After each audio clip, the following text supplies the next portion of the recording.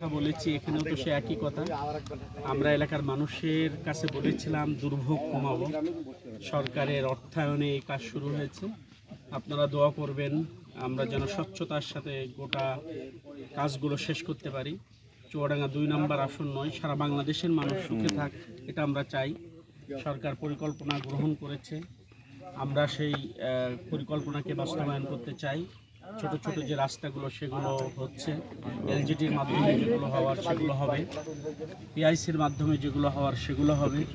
এই বড় যে রাস্তা রোডস অ্যান্ড হাইওয়ে যে বর্ধিতকরণ, এটাও হবে। আপনারা শুধু দোয়া করবেন।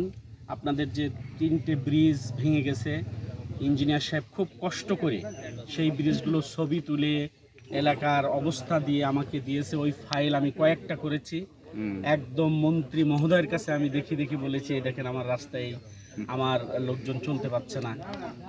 উনি আশ্বস্ত করেছেন খুব তাড়াতাড়ি হবে ইনশাআল্লাহ।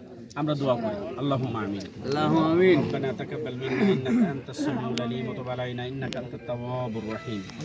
আল্লাহ তুমি আমাদেরকে কবুল করে নাও। আল্লাহ এই কাজে যারা কাজ করছে তাদেরকে তুমি হিম্মত দাও, তারা যেন স্বচ্ছতার সাথে কাজ করতে পারে সেই তৌফিক দান করে দাও। আল্লাহ এই গ্রামবাসীকে এই রাস্তা দিয়ে চলে ভালোর পথে চলা তৌফিক দান করে দাও। মানুষের হানাহানি আল্লাহ তুমি দূর করে দাও। মানুষের শত্রুতা আল্লাহ তুমি মুক্ত করে দাও। আল্লাহ তুমি আমাদের সবার ভিতরে ভ্রাতৃত্ববোধ জাগ্রত করে দাও। সুবহানা রাব্বিকা রাব্বিল ইজ্জাতি আম্মা ইয়াসিফুন, আসসালামু আলাল মুরসালিন।